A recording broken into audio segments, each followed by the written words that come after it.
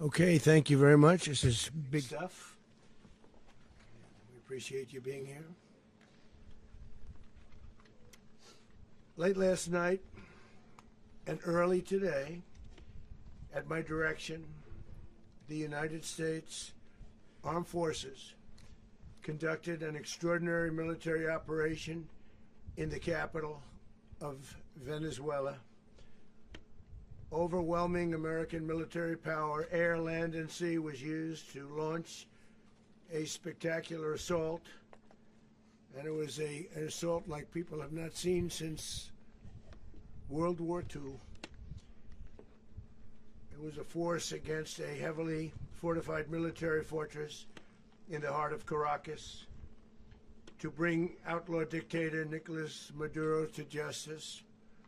This was one of the most stunning, effective, and powerful displays of American military might and competence in American history. And if you think about it, we've done some other good ones, like the attack on Soleimani,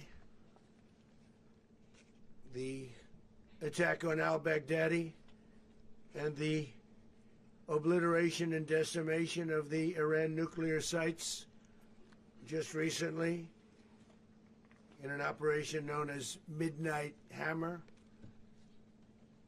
all perfectly executed and done. No nation in the world could achieve what America achieved yesterday, or frankly in just a short period of time. All Venezuelan military capacities were rendered powerless as the men and women of our military, working with U.S. law enforcement, successfully captured Maduro in the dead of night. It was dark.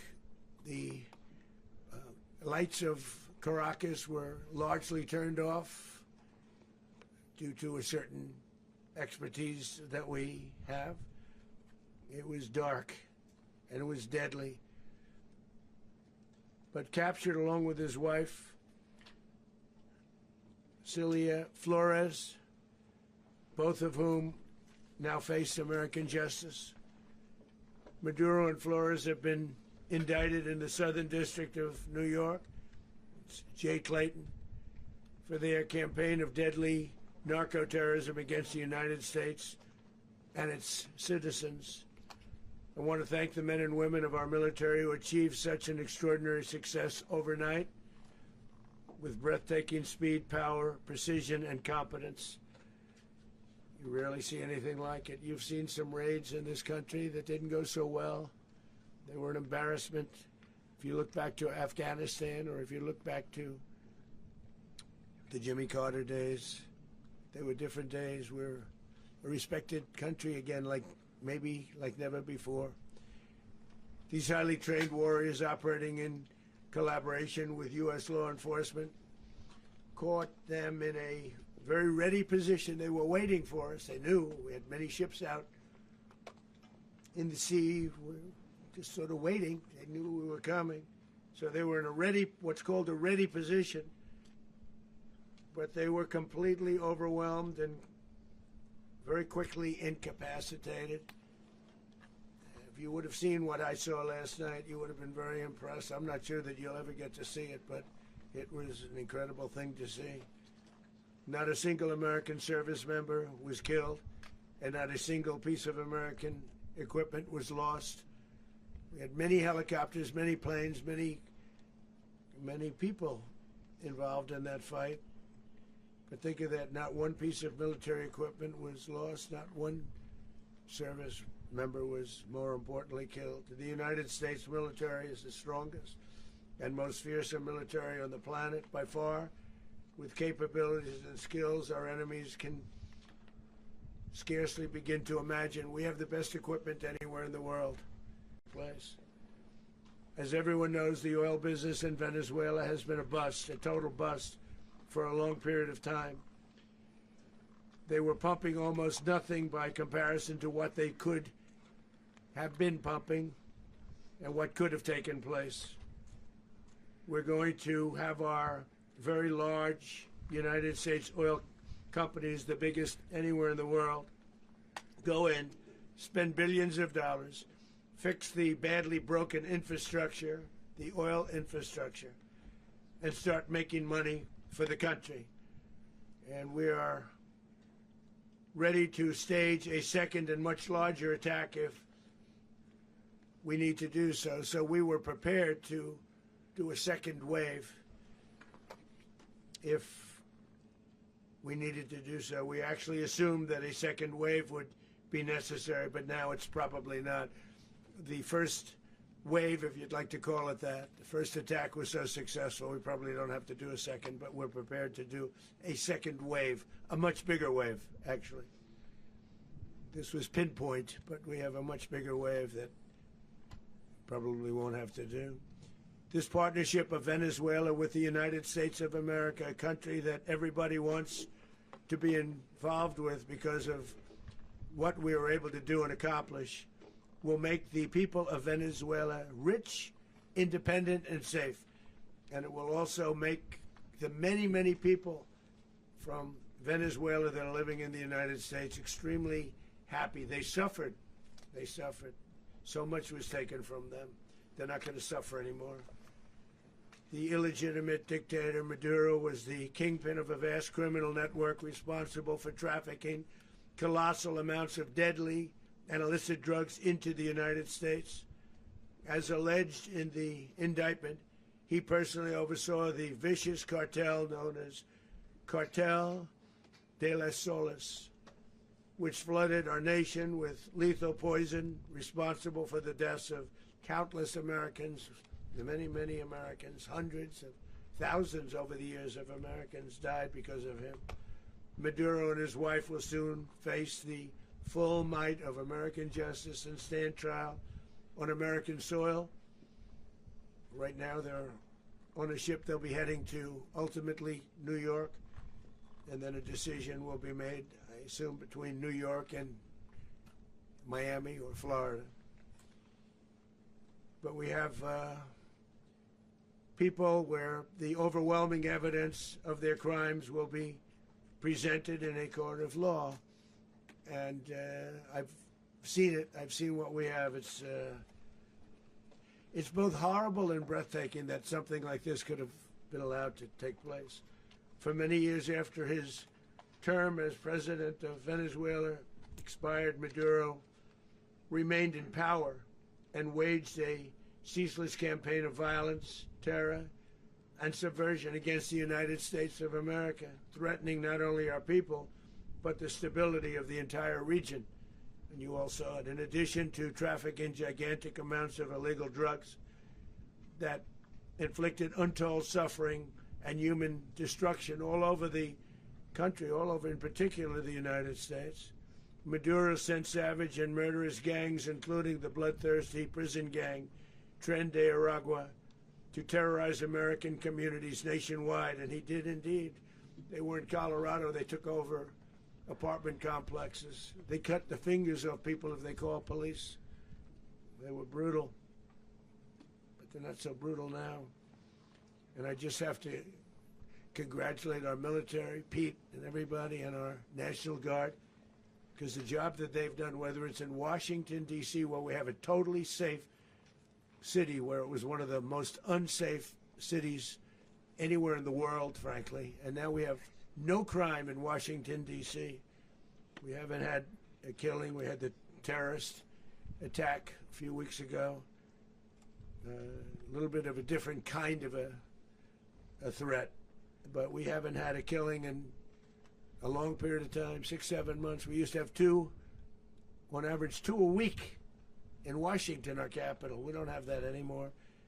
The restaurants are opening. Everyone's happy. They're going, they're walking their daughters, they're walking their children, their wives. They walk to restaurants. Restaurants are opening all over Washington, D.C. So I want to thank the National Guard. I want to thank our military. And I want to thank law enforcement. It's been amazing. And they should do it with more cities. We're doing it, as you know, and we're doing it in Memphis, Tennessee right now, and crime is down. We've just sort of started a few weeks ago, but crime is down now 77%. And the governor of Louisiana called, great person, and he wanted us to help him, as you know, in a certain very nice part of Louisiana, and we have done that. It was a rough section, and we have crime down. I understand it's down to almost nothing already after 2.5 weeks. New Orleans, it's down to almost nothing, and we've only been there for 2.5 weeks. Can't imagine why governors wouldn't want us to help. We also helped, as you know, in Chicago, and crime went down a little bit there. We did a very small help because we had no working ability with the governor. The governor was a disaster, and the mayor was a disaster. But it knocked down crime. But we're pulling out of there when they need us. We'll know. You'll know. You'll be writing about it. And likewise, Los Angeles, where we saved Los Angeles early on, where the head of the police department made a statement that if the federal government didn't come in, we would have lost Los Angeles. That's long after the fires. That's when they had the riots in Los Angeles. We did a great job. Got no credit for it whatsoever, but that's okay. It doesn't matter. We don't need the credit. But we'll be pulling out when they need us. They'll call, or we'll go back if we have to. We'll go back. But we did a great job in various cities. But the place that we're very proud of is Washington, D.C., because it's our nation's capital. We took it from being a crime-ridden mess to being one of the safest cities in the country. But the gangs that they sent raped, tortured, and murdered American women and children. They were in all of the cities I mentioned, Tren de Aragua. And they were sent by Maduro to terrorize our people, and now Maduro will never again be able to threaten an American citizen or anybody from Venezuela. There will no longer be threats. For years I've highlighted the stories of those innocent Americans whose lives were so heartlessly robbed by this Venezuelan terrorist organization. Really one of the worst. One of the worst, they say the worst. Americans like 12-year-old Jocelyn Nungary from Houston. Beautiful Jocelyn Nungary, what happened to her? They, as you know, they kidnapped, assaulted, and murdered by Tren de Aragua animals. They murdered Jocelyn and left her dead under the bridge. There was a bridge that will never be the same to so many people after seeing what happened. As I've said many times, the Maduro regime emptied out their prisons, sent their worst and most violent monsters into the United States to steal American lives. And they came from mental institutions and insane asylums. They came from prisons and jails. The reason I say both, they sound similar. Actually, prisons, a little bit more hostile, a little bit tougher. A mental institution isn't as tough as an insane asylum, but we got them both. They sent from their mental institutions. They sent from their jails, prisons. They were drug dealers. They were drug kingpins. They sent everybody bad into the United States, but no longer. And we have now a border where nobody gets through. In addition, Venezuela unilaterally seized and sold American oil, American assets, and American platforms, costing us billions and billions of dollars. They did this a while ago, but we never had a president that did anything about it. They took all of our property. It was our property. We built it. And we never had a president that decided to do anything about it. Instead, they fought wars that were 10,000 miles away. We built Venezuela oil industry with American talent, drive, and skill, and the socialist regime stole it from us during those previous administrations, and they stole it through force. This constituted one of the largest thefts of American property in the history of our country. Considered the largest theft of property in the history of our country. Massive oil infrastructure was taken like we were babies, and we didn't do anything about it. I would have done something about it. America will never allow foreign powers to rob our people or drive us back into and out of our own hemisphere. That's what they did. Furthermore, under the now deposed dictator Maduro, Venezuela was increasingly hosting foreign adversaries in our region and acquiring menacing offensive weapons that could threaten U.S. interests and lives. And they used those weapons last night. Potentially in league with the cartels operating along our border. All of these actions were in gross violation of the core principles of American foreign policy, dating back more than 2 centuries, and not anymore. All the way back, it dated to the Monroe Doctrines, and the Monroe Doctrine is a big deal, but we've superseded it by a lot, by a real lot. They now call it the Monroe Document. I don't know. It's Monroe Doctrine. We sort of forgot about it. It was very important, but we forgot about it. We don't forget about it anymore. Under our new national security strategy, American dominance in the Western Hemisphere will never be questioned again. Won't happen. So just in concluding, for decades, other administrations have neglected or even contributed to these growing security threats in the Western Hemisphere. Under the Trump administration, we are reasserting American power in a very powerful way in our home region. And our home region is very different than it was just a short while ago. The future will be, and we did this in my first term. We had great dominance in my first term, and we have far greater dominance right now. Everyone's coming back to us. The future will be determined by the ability to protect commerce and territory and resources that are core to national security. These are core to our national security. Just like tariffs are, they've made our country rich, and they've made our national security stronger than ever before.